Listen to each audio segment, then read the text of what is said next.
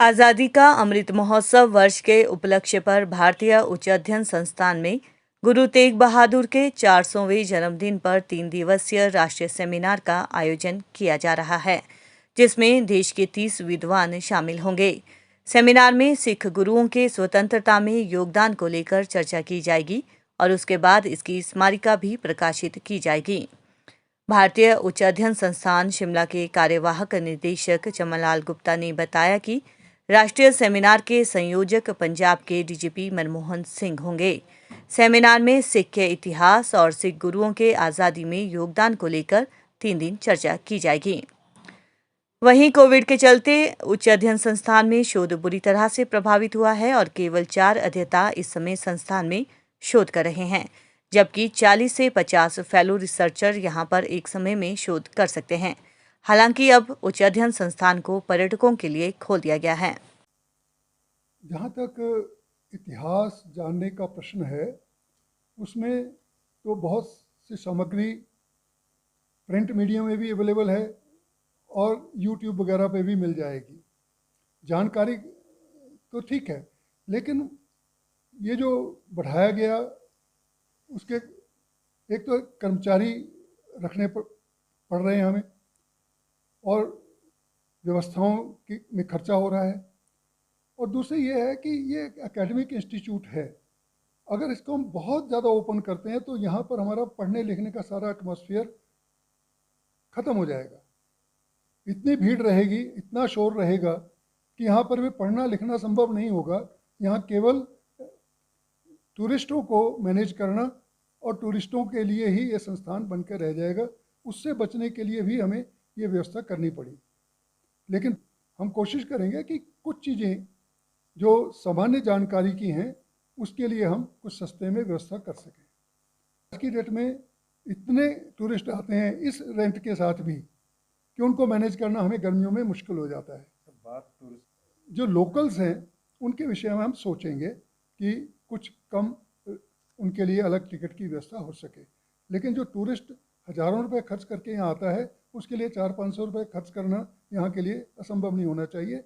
सभी जगह आप जाते हैं इस तरह की व्यवस्था रहती है। व्यवस्था क्या है, पिछले जो निर्णय लिए गए किस आधार पर लिए गए, क्योंकि अभी तक मुझे समय नहीं मिला इसको देखने का, और इसको देखकर तर्क संगत बनाएंगे। ऐसा नहीं है कि हम पैसा कमाने के लिए यहाँ बैठे हैं, लेकिन नो प्रॉफिट नो लॉस भी चले, हमारे खर्चे पूरे उससे निकलते रहें और लोगों को भी सुविधा रहे, इसकी व्यवस्था तो हम करेंगे। सर, आपने लॉस कारण तो जीरो ही हो गया है। साल में हार्डली 5% हमें मिला है, 95% नहीं मिला। संस्थान यहाँ काम कर रहे हैं, और ये जो फीस स्ट्रक्चर की बात है, सर कह रहे थे इसको रेशनलाइज जरूर करेंगे जब सिचुएशन को देखते हुए, फिर उस पर राय ली जाएगी। इट वाज जीरो इनकम जब हम बात ही नहीं है, जीरो है। 10-15 दिन के लिए खुला था। टूरिस्ट की जो स्ट्रेंथ भी थी, उनकी जो वॉल्यूम ऑफ टूरिस्ट का फ्लो भी था, उसको चेक भी किया था हमने। जब 40 लोग आते थे उसको हमने 40 से 20 कर लिया, just to follow the Covid protocols.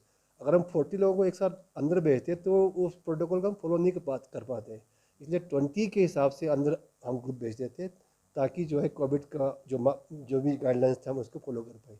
इसका एक कारण ये भी था।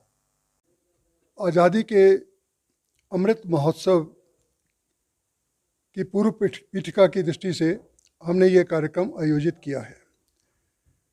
सिख गुरुओं का बलिदान का इतिहास रेखांकित किया जाना चाहिए इस अमृत महोत्सव में। इस सोच के साथ देश के 30 बड़े विद्वानों को, जिनको सिख इतिहास, सिख कल्चर और भारतीय स्वाधीनता संग्राम का पूरा पता है, उन्हें इस कार्यक्रम में आमंत्रित किया गया है। 3 दिन की ये कॉन्फ्रेंस है। हर रोज़ 3 सत्र होंगे। हर सत्र में कम से कम 3 पेपर पढ़े जाएंगे, और इस प्रकार से 25-26 विद्वान इसमें अपने पेपर पढ़ेंगे, और उसके पश्चात इसकी एक अच्छी स्मारिका प्रकाशित की जाएगी, जिसमें गुरु तेग बहादुर जी का बलिदान सर्वोपरि मानते हुए उसको सर्वाधिक रेखांकित किया जाएगा। क्योंकि अमृत महोत्सव यानी कि आज़ादी का जश्न मनाना, लेकिन ये आज़ादी जो मिली है, जिनके कारण मिली है, उन्हें याद करना बहुत ज़रूरी है।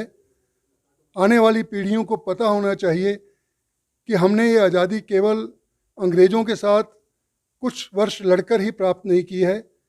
जिस दिन विदेशी ने इस धरती पर पांव रखा, उस दिन से ही हमारा आज़ादी का संघर्ष प्रारंभ हुआ। यहाँ पर हर बाबर को संग्राम सिंह मिला है, हर अकबर को राणा प्रताप मिला है, हर औरंगजेब को शिवाजी, गुरु गोविंद सिंह मिला है, और हर अंग्रेज को रानी झांसी, तांत्या टोपे और अनेक वीर मिले हैं जिन्होंने संघर्ष किया है। तो हमारी आज़ादी की लड़ाई 1947 में पूरी हुई है, लेकिन चली वो तभी से थी जिस दिन इस धरती पर किसी विदेशी ने पांव रखा। इसलिए इस वर्ष में हम अपनी पूरी विरासत को याद करेंगे और आज़ादी के हर वीर को याद करेंगे जिसने इस देश के लिए प्राण दिए हैं।